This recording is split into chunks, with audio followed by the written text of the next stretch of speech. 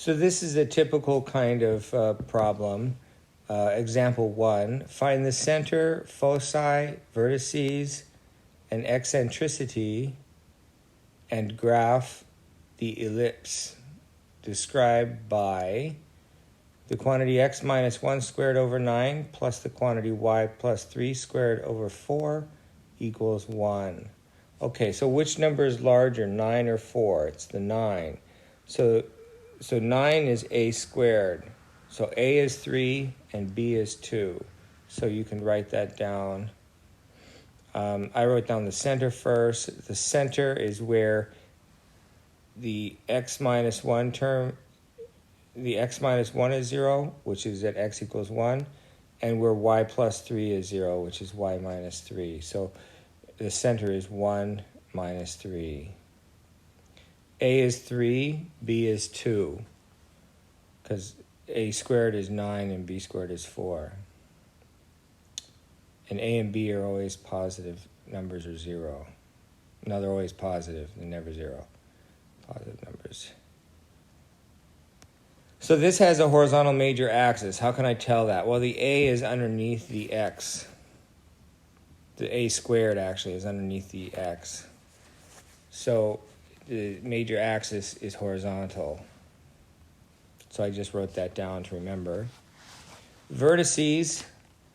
Now, how do I find the vertices? I take the center, and since it's a horizontal major axis, I'm going to subtract a from the x-coordinate of the center and add a to the x-coordinate of the center to find the two vertices. So I've got 1 minus 3, parenthesis, 1 minus 3, comma, negative 3, parenthesis, and I've got open parenthesis 1 plus 3, comma, negative 3, close parenthesis. So this gives me the 2 points, negative 2, negative 3, and 4, negative 3.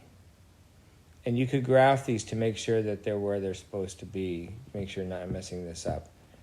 Now the foci you can find by taking c squared equals a squared minus b squared, which is just the difference in the two denominators of the original formula. So it's square root of 5 is c. You can read that off pretty easily. So that's c. So that means that along the major axis, which is horizontal here, you have to go from the center to the right by square root of 5 and to the left by square root of 5. So you take the center coordinates, 1, comma, negative 3, and you add and subtract square root of 5 from the first coordinate of that one.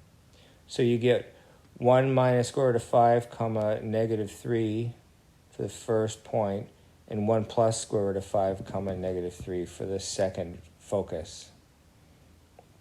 Now the eccentricity, you just take c over a, so it's square root of 5 over 3, which is approximately 0.75. It's not 3/4, but it's close to it.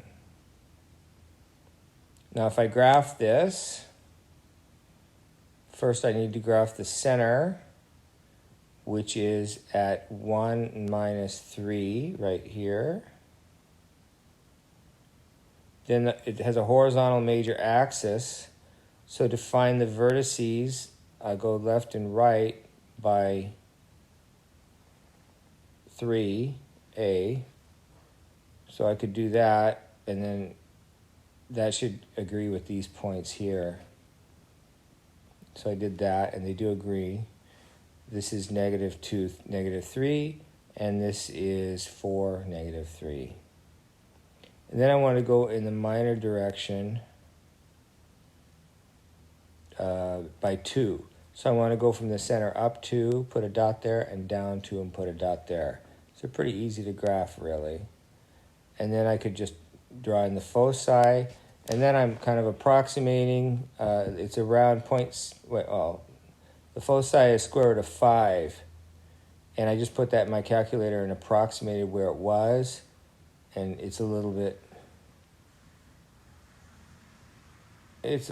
more than 2, So I went a little bit more than 2 to the right of the center and a little bit more than 2 to the left of the center for the foci. And then draw in the ellipse and label the, if you were doing this by hand in class, you'd have to label the foci.